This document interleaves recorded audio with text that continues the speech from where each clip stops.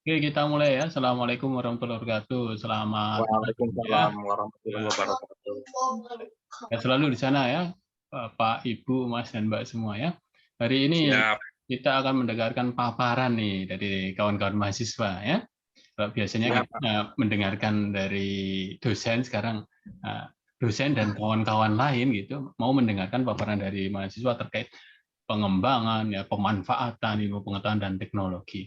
Jadi nanti akan dipaparkan secara bergantian ya, mulai dari Mas Fitra, kemudian nanti dilanjut Griselda, ya, kemudian dilanjut kawan-kawan lain begitu secara berurutan ya.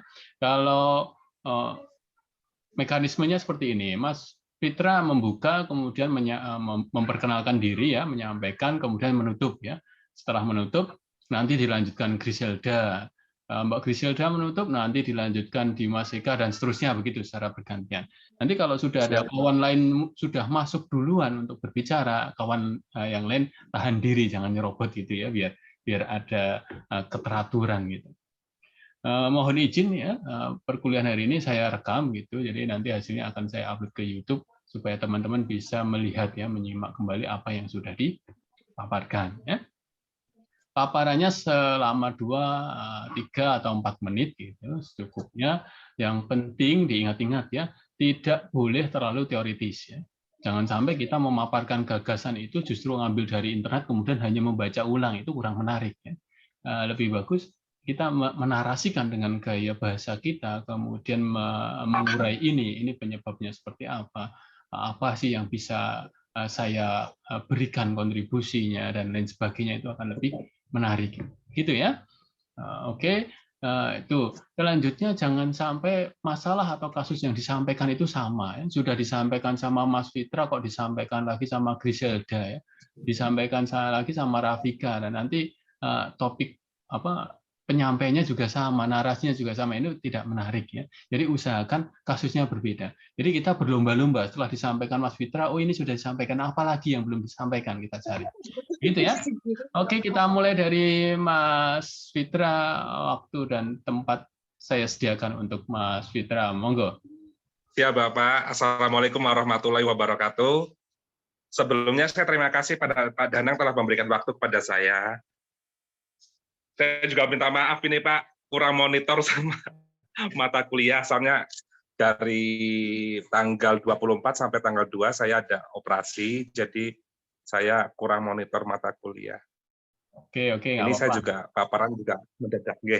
Ya, menurut saya iptek yang salah ya Pak, yang salah pemanfaatannya adalah smartphone. Jadi smartphone itu di kalangan remaja itu banyak menjadi negatif. Di kasus-kasus yang saya terima, kebanyakan zaman sekarang ini remaja itu pacaran menggunakan video call sampai apa ya, menimbulkan kasus yang pornografi itu Pak. Nah, ketika mereka berpacaran sampai gimana ya kata-katanya, sampai menjurus ke hal-hal yang sensitif seperti saling mengirim bagian-bagian tubuh yang vital, contohnya seperti itu. Nanti ketika mereka putus, si cowok mengancam akan menyebarkan gambar-gambar tersebut. Itulah banyak yang terjadi di kalangan mahasiswa yang kasus-kasus yang saya terima. Untuk solusinya, menurut saya, untuk remaja saat ini lebih protektif kepada diri sendiri ya, walaupun sudah dekat sama pacarnya ya, kalau bisa untuk lebih menjaga martabatnya sendiri. Untuk yang cowok juga harusnya tidak seperti itu. Karena nantinya juga si cowok menyesal sendiri akan berhadapan dengan hukum seperti itu. Ya demikian menurut saya Pak, dari saya seperti itu Pak. Siap. Berikutnya monggo. Wassalamualaikum warahmatullahi wabarakatuh.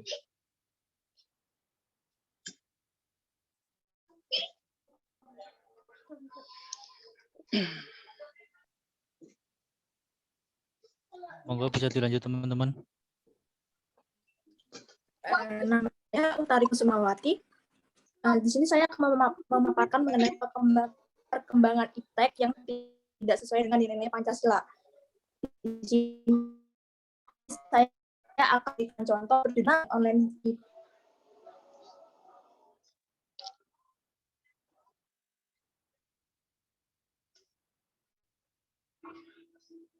Halo Pak, maaf ya Pak. Halo. Ya Mbak, lanjut aja Mbak Utari. Oh, ya. Akan memberikan contoh perjudian online, di mana perjudian online ini merupakan sebuah kriminalitas di internet atau disebut dengan cybercrime. Nah, perjudian online sendiri merupakan tindakan dari satu pihak di mana pihak tersebut ingin menjadi cepat kaya tanpa mau adanya usaha.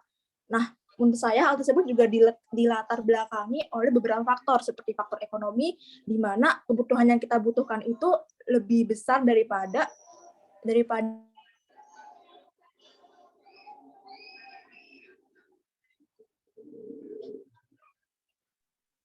yang pertama ada faktor ekonomi, di mana kemampuan seseorang itu lebih besar daripada kemampuan seseorang itu lebih rendah daripada kebutuhan yang kita butuhkan. Selain itu ada faktor lingkungan, di mana lingkungan tersebut banyak orang yang menggunakan layanan judi online tersebut. Nah, untuk kasus ini jelas melanggar nilai-nilai Pancasila, khususnya sila pertama Pancasila yang berbunyi Tuhan Yang Maha Esa. Jelas sekali bahwa perjudian online itu dinilai haram dalam agama. Untuk solusi yang bisa dilakukan untuk diri sendiri, kita bisa mengerjakan sesuatu yang lebih efektif, yang bisa lebih bermanfaat. Selain itu, kita juga bisa mendekatkan diri kepada Tuhan.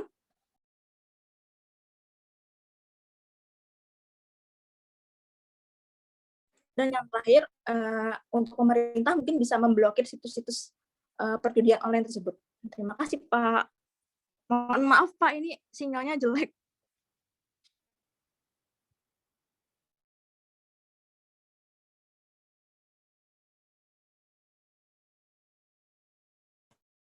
Langsung dilanjutkan.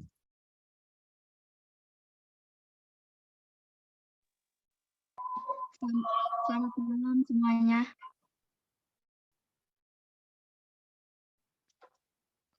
Pada kesempatan malam ini, saya akan menyampaikan salah satu kasus penyalahgunaan iptek, yaitu kasus metode pembayaran atau cash on delivery, COD, pada online shop.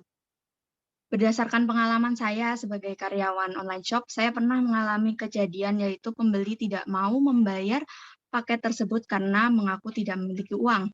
Kasus tersebut menyebabkan kerugian pada online shop kami dan kurir yang mengantar. Kerugian yang dimaksud adalah rugi waktu dan dana saat pengemasan, dan rugi waktu pada kurir yang mengantar juga. Karena nggak jarang ada perdebatan antara pembeli sama kurir sehingga merugikan waktu kurir tersebut. Hal tersebut juga datang dari kurangnya rasa tanggung jawab dan kemanusiaan dari pembeli. Seharusnya jika dari awal memilih metode pembayaran cash on delivery, maka harus mengerti resikonya, yaitu mempersiapkan dana untuk membayar paket saat paket tersebut sudah datang. Solusi dari masalah tersebut, menurut saya jika ada kendala untuk membayar COD, disarankan untuk membayar menggunakan metode transfer atau online payment, dan diharapkan untuk bertanggung jawab dengan paket yang dipesan agar tidak merugikan orang lain. Sekian dari saya, mohon maaf. Wassalamualaikum warahmatullahi wabarakatuh. Oke, selamat malam. Assalamualaikum warahmatullahi wabarakatuh. Perkenankan saya untuk presentasi tentang hal-hal yang menyimpang dari iptek. Yang pertama, presentasi dari saya yaitu tentang penipuan online dengan berkedok telepon dengan melalui media sosial, yang salah satunya yang berujung penerimaan hadiah. Dari pengalaman saya,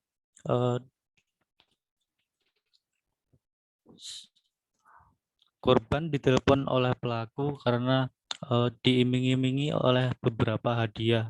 Hal itu merugikan orang-orang yang atau korban yang sudah ditelepon karena mungkin berusia lanjut usia solusi dari saya lebih meneliti dan lebih berhati-hati kembali dalam menggunakan aplikasi media sosial atau smartphone, dan juga sebelum mengiyai atau mensetujui lebih baik konfirmasi terhadap keluarga terlebih dahulu. Terima kasih. Wassalamualaikum warahmatullahi wabarakatuh. Assalamualaikum warahmatullahi wabarakatuh. Perkenalkan, nama saya Rafika. Di sini saya akan mempresentasikan tentang kasus pemanfaatan pengembangan iptek yang di lingkungan Indonesia yang tidak sesuai dengan nilai-nilai Pancasila, yaitu anak dan juga dapat berpengaruh kepada kesehatan anak. Kenapa hal itu dapat terjadi? Maksudnya di sini karena orang tua saat ini sudah mengenalkan gadget kepada anak-anak, bahkan pada usia anak sekitar 2 atau 3 tahun pun sudah diberikan kepada orang tua, kepada anak-anak untuk hal tersebut dapat memicu anak-anak dengan kebiasaan-kebiasaan yang buruk. Anak-anak akan terbiasa dengan gadget dan anak-anak akan terbiasa dengan hal-hal yang antisosial, dengan mereka tidak mengetahui